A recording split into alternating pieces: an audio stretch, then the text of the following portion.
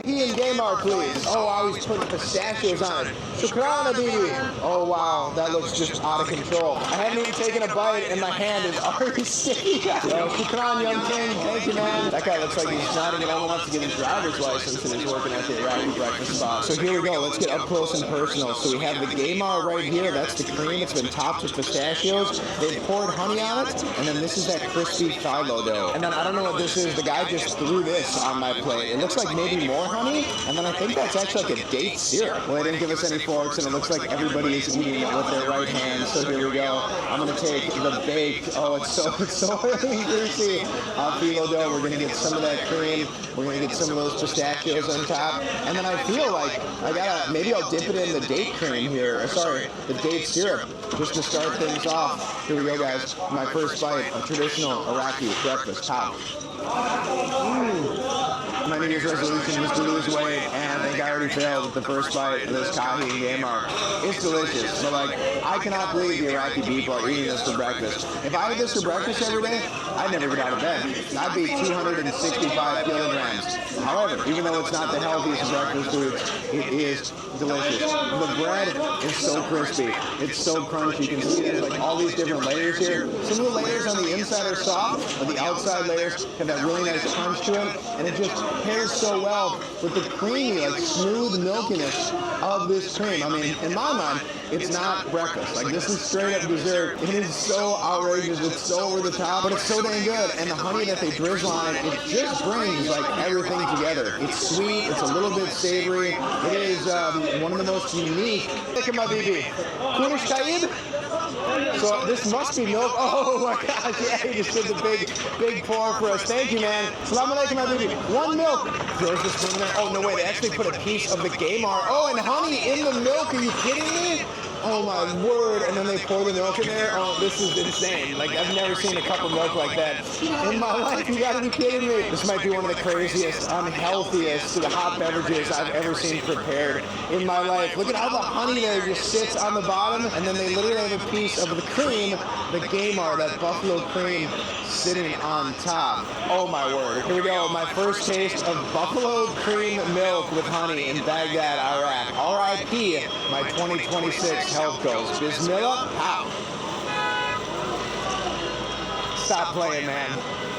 Oh, this is like the most cracked out of control cold winter's day drink you could ask for. It's so hot, it's so sweet. The milk itself is so smooth. There's so many things I love about this, but what I really dig is the temperature contrast. You have the milk, which is super hot, but then that cream is actually ice cold. So you end up taking like a sip of the hot milk, and then to kind of cool your throat, you have that creamy, cool, cream to go down with it. And then the honey just takes it to an absolutely absurd level of sweetness. This is out of effing control, guys. Best milk I've ever had in my life. And that's that, guys. I'm full. Video over. Just playing. We got a lot of food to eat, and we're headed to our next stop, which is just 8 minutes away right now. Salam alaikum, habibi.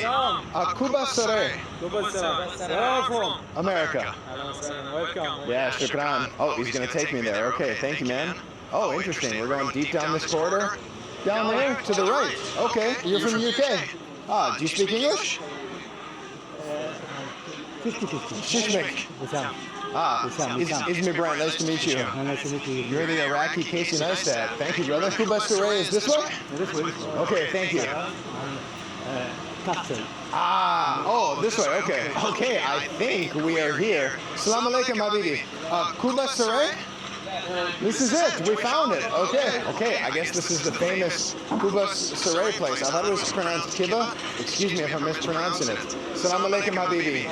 Wow, what an operation they got going on in here. So it looks this guy is stirring up the broth, and I don't know if it has the kibba in it or what, but this is going to be fascinating. Another place where the table space, the seating, is just at a minimum. But man, this is one of those joints. Looks like it's been here truly since the dawn of time, but very excited to order. What the heck is this? Looks like some sort of pickled vegetable. Torch. Ah, shishmik? Izmi Brent. Nice to meet you, brother. Shlomnak? Alhamdulillah. Zien. Kubba Saray, right? Can I have one plate, please? What? Yeah, one plate, whatever. I'm not exactly sure how it's prepared or ordered here. Okay, wow, so that's the kibba? That's insane. That's one of the biggest dumplings I've seen in Iraq. And then he pours the broth in a cup and pours the broth onto the kibba. Shukran, Habibi. Oh, boom, from here down here. Salam alaikum, Habibi. Oh my gosh, we're talking real close quarters in here, guys.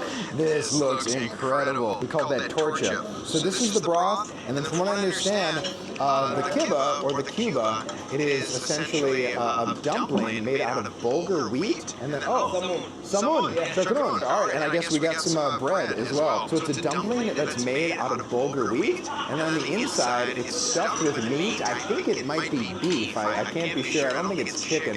Maybe it's lamb. Guys, let me know down below. And it's cooked with like a crazy amount of like sweet and savory herbs. Cannot wait to get into this, guys. Before I take my first bite, I'm sure a lot of you guys want to visit Iraq after seeing this video, or maybe you've had hesitations or trepidations about coming here. I can assure you, in my experience here, it's been safe. The people have been very friendly, very warm. However, if you're planning to travel to Iraq or pretty much anywhere around the world this year, I would highly recommend downloading an eSIM from a company called Nomad. I've used Nomad in about 32 different countries so far this year, from Latvia to Pakistan to Bangladesh, and well, now Iraq. It's super easy. You just download the app from either the Apple App Store or the Google Play Store. If you use my discount code BrentNome, you get $5 off your first order, which means the cost of an unlimited 5G data plan is literally less than $1 per day. Nomad works in over 200 destinations, and what I like best about it is that it actually activates the moment you touch down in a new country. So when I landed in Baghdad International Airport, boom, I had internet connection, and I was able to text my parents that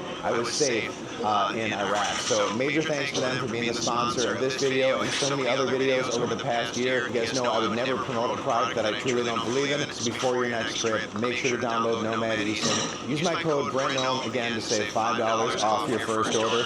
Now let's see what Baghdadi or Iraqi kubba saray is like. Man, that bread looks good, y'all. I think I'm very confused. I think I'm confusing kibba with kubbe because I was in Mosul last week where I tried what I thought was kibba, and it was dry. It did not have the broth with it, so I'm curious how this one is going to differ. I'm going to go ahead and just tear my spoon into that bulgur wheat. It's going to just, it's so tender, just like falling apart here. Okay, take a look in there, guys, so you can just see all the different beef, and then there's onions in there as well, and it's all just cooling out. Oh my gosh, this looks so moist. I'm going to let my first bite soak up all that broth. My first taste of kubba in Baghdad. Bismillah, pow. Oh wow, that is a capital B banger. Oh my god, that is so good. It's such a unique dumpling. It's so different than like a Chinese dumpling or an Asian style dumpling. And I really like the bulgur wheat because it just has this density to it that you wouldn't get with like a traditional flour dumpling. And I think bulgur wheat is actually healthier. And then flour, don't quote me on that, I'm not sure, but I'm so in love with the flavor of the meat. So the meat itself super tender, as you would expect after it's been like soaked in the broth and all that. But it's made with this unique spice blend, so the meat is actually kind of sweet. So from what I understand and from what I'm tasting, they use a spice blend of like allspice, cardamom, and nutmeg to give it this very just deep, sweet, with a little bit of like savory flavor to it, but the overwhelming flavor of the beef is sweet, and I just love it. And again, it's like one of these meals that are just right up perfect for a cold winter's day like this. This is so addicting. I really like how they give you this little pickle plate because the acidity and the sour element really pairs well. It's kind of a nice contrast after you've had like the sweet savoriness of the kubba. And let's see what the broth is like. Let me try to give you guys my opinion of the broth, pal.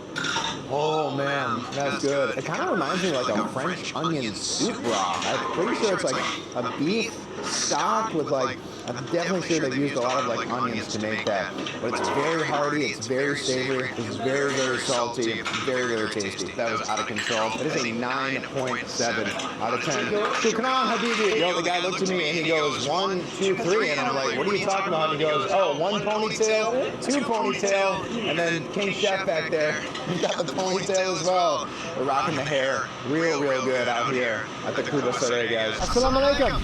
I'm looking for Haji Zabala. This? Haji Zabala. Okay, here we are.